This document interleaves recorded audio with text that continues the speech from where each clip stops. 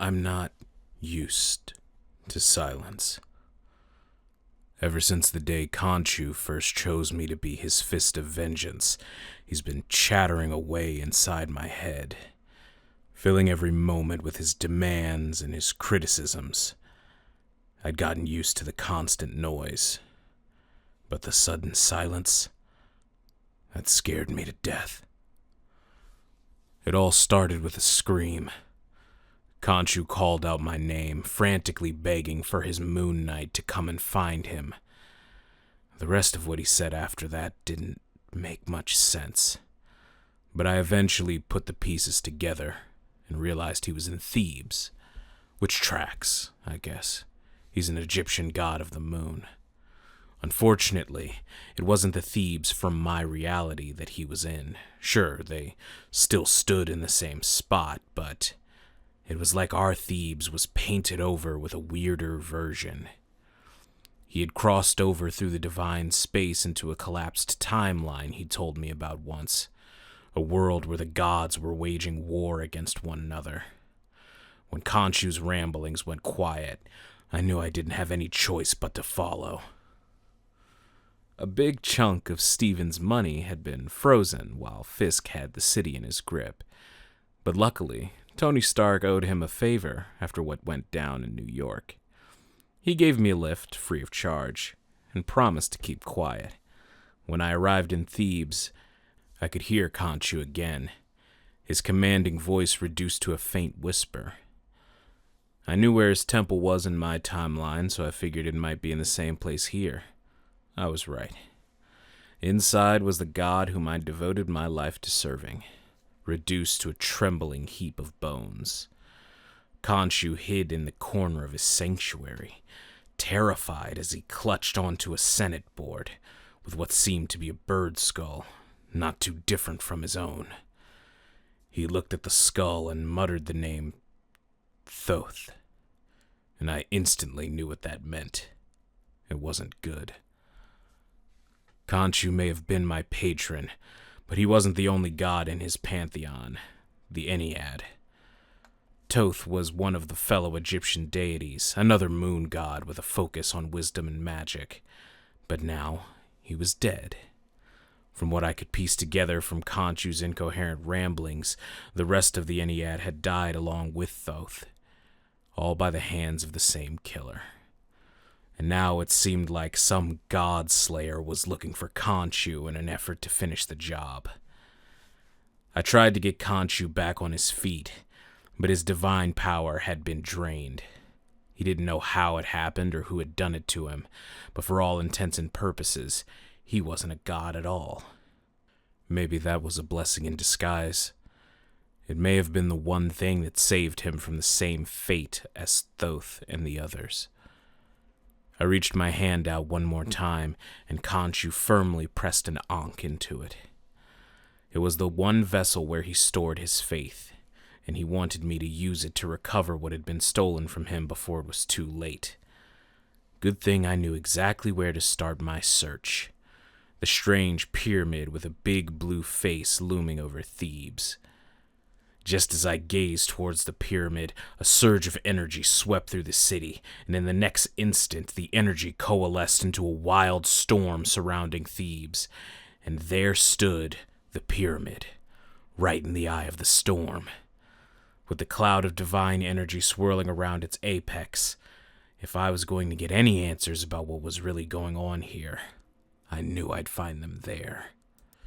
What you've just heard was an account directly from the fist of Khonshu, called to Thebes by his weakened patron to find that not only is Thoth dead, but the entirety of the Ennead, except for Khonshu, has fallen. Thebes is in the midst of the time stream entanglement, a battleground for the gods, both old and new. But the tides have shifted.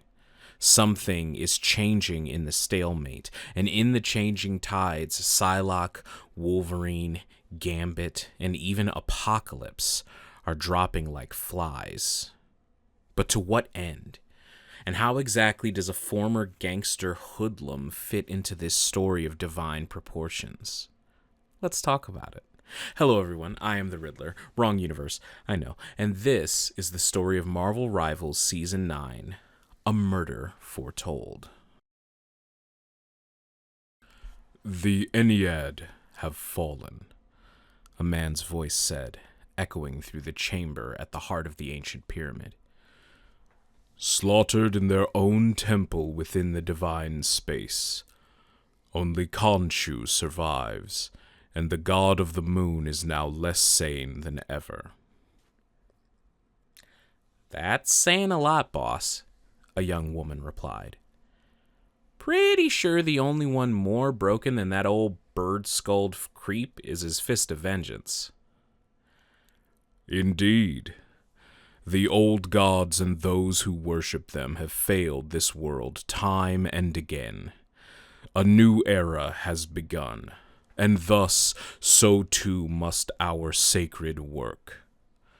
Those who are too weak to survive no longer serve a purpose. I must harvest what little faith still powers them and use it to ascend. Once I rise, I shall become a divine gardener, weeding out unworthy deities so that I may restore order to this collapsed timeline at last. That sounds extremely on brand for you, but what about me? You shall be there by my side, to clear the path to victory and revel in my glory. Yeah, and when you're done pruning the pantheons, you'll honor your promise, right? Because you know the only reason I agreed to do this in the first place was because you said you'd return Shogo to normal. Have I given you reason not to believe my words, child? More times than I can count. Perhaps long ago. But we stand on the same side now. You have put your faith in me, and I will repay your devotion 1,000-fold. The day will come when your child will be in your arms once more. That's the hope, but what happens if you don't live to see the end of the war? I mean, you've heard the whispers too, right? You're not the only one looking to take down the old gods. And in some people's eyes, you already are one big guy. I have seen the prophecies etched on the walls by Clan Akaba, of the hooded man, of the outer darkness, of the deities old and new, who seek to end my age before it ever begins. Let them come, I say. They will fall just as so many others have. If not by my hand, then by those of my loyal horsemen. And horsewomen. Of course. Well, all right then. Let's get this ascension over with already. You bring the divine justice, and I'll bring the fireworks.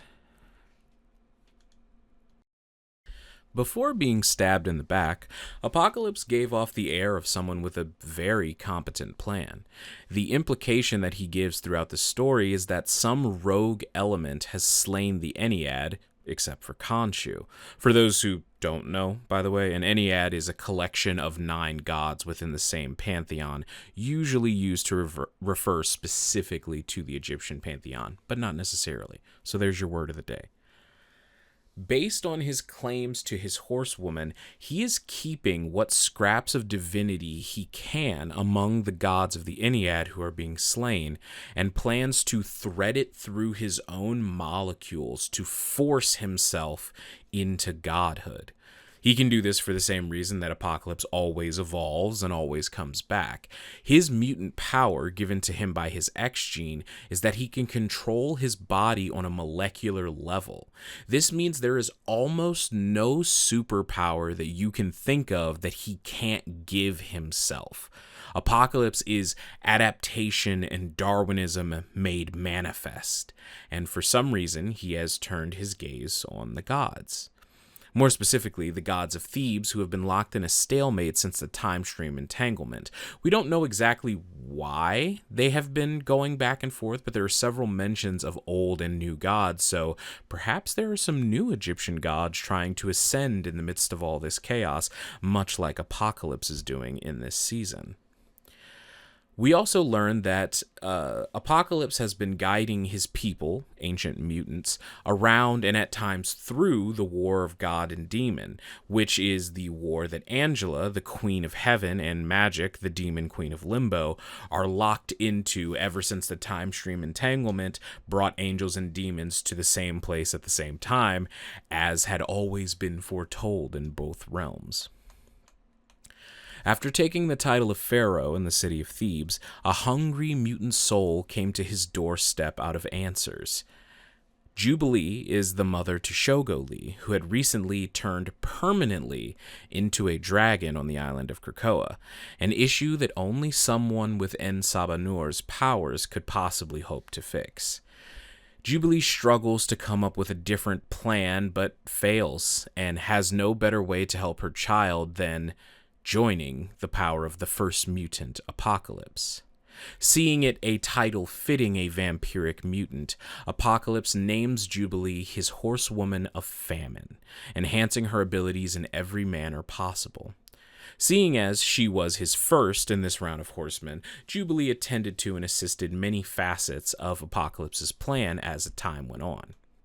As more and more of the Ennead fell, En-Sabanur decided to act on his plan, creating the Faith Harvesting Engine, a device forged with celestial technology to turn what little divinity was left into just enough fuel to take him from mutant to god. However, in the midst of that swirling vortex atop a pyramid that Moon Knight described earlier, just as he crossed the threshold from immortal to god, that rogue element appeared once more to do what he does best. Gore the God Butcher plunges the All-Black through En-Sabanur, mortally wounding him but leaving the Faith Harvesting Engine intact. His horsemen assembled his followers, rushing him to a Lazarus chamber, but En-Sabanur's resurrection failed, and the chamber became an impromptu tomb for the Pharaoh of Thebes. The death of such a powerful figure sent ripples throughout the time stream and called the hero to Thebes, but only more complications awaited them. It ain't easy to kill me. It's even harder to keep me dead once you do. Guess that's one of the benefits of having a healing factor as one of my mutant powers. But whoever took me out this time made sure they finished the job, and with Krakoa's resurrection protocols offline, they almost did me in for good.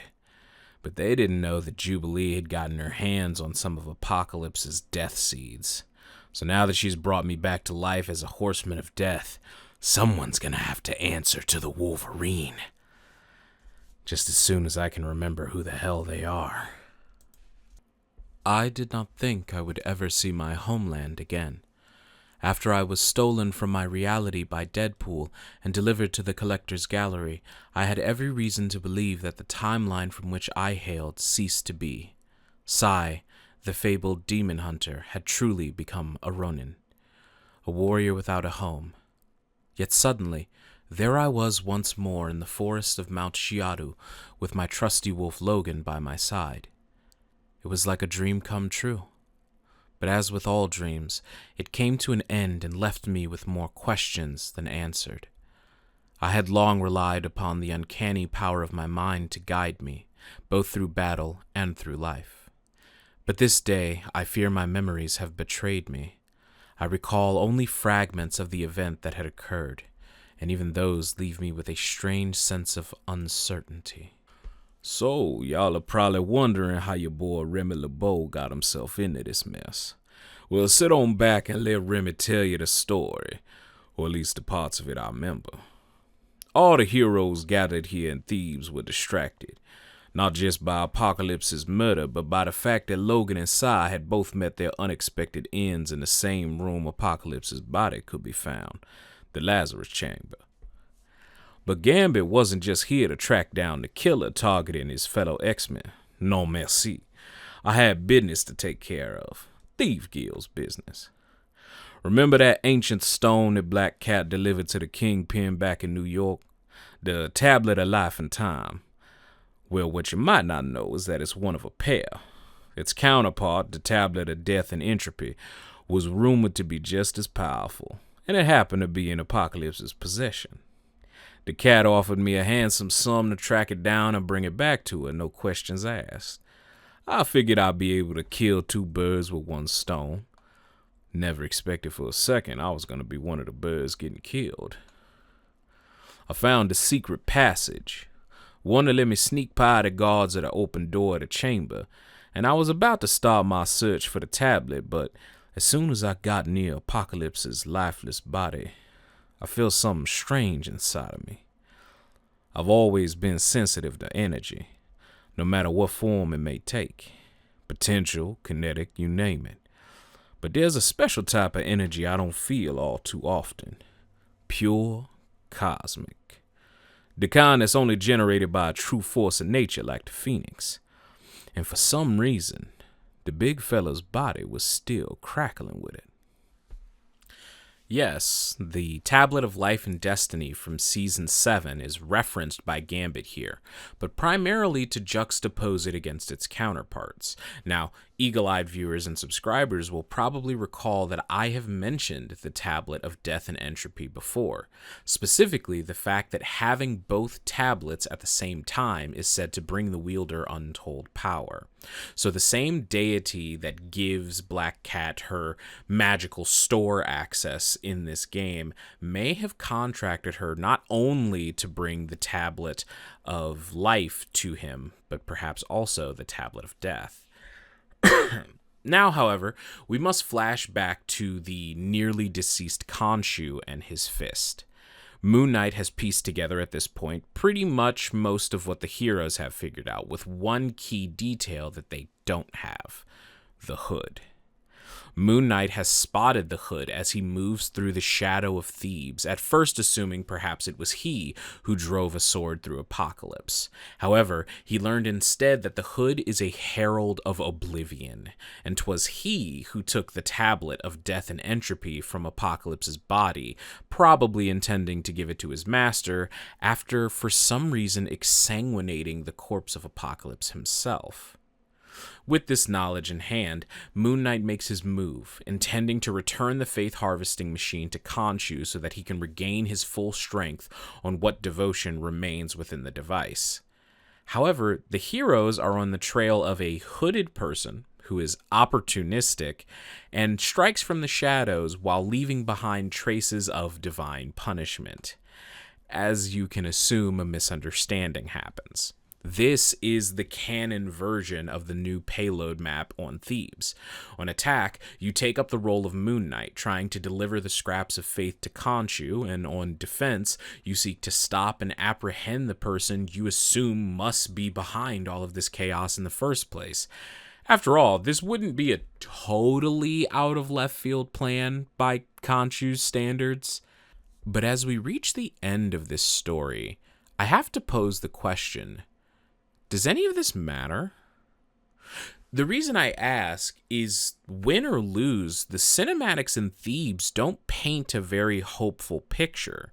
If the attack team succeeds in moving the faith harvesting engine, Khonshu does absorb its power, sure, but Gore does an instant replay of his last kill, appearing from nowhere, not nowhere, but nowhere, and he kills the moon god on the spot with the all black, exactly like how he did to En-Sabanur. But if we see the push fail, then we see a scene of the hood presenting his master Oblivion with the Tablet of Death and Entropy, only for the portal to be shattered and the tablet easily stolen away from him by Doom 2099, and who the hell knows what he's gonna do with the damn thing. Either way, I think it's clear that we are missing some pieces to this story. There are some motivations and some resolutions that we simply don't have access to. But there's a hooded fellow who's on his way that probably knows the other half of this story. Maybe we should ask him what the hell is going on. So for now, that's it. That's all I have for you. Thank you so much for joining us. Tell me down below in the comments what you think of the story of season 9. Given the new schedule of seasons and how quickly a season changes, and how much work I put into the creation of these videos, obviously I've had to become a little more picky about what seasons I decide to cover, and the story of this season I thought was so good that I knew I had to make this extra supersized video to cover only half of it, because like I said, there's half of this story we don't have, but I'm liking it so much that you'll definitely get a video about it when it does drop. Like the video if you like the video. Make sure that you leave a comment down below if you have anything important to tell me, if there's something I missed, or if you just want to tell me who your favorite character is this season. How are y'all enjoying the team-up reworks? This season has been absolutely insane. I can't believe all this stuff is so different. Thank you all so much for joining me, and until the next time I see you, wash your hands, drink some water, tell someone you love that you love them, and be good people. Bye.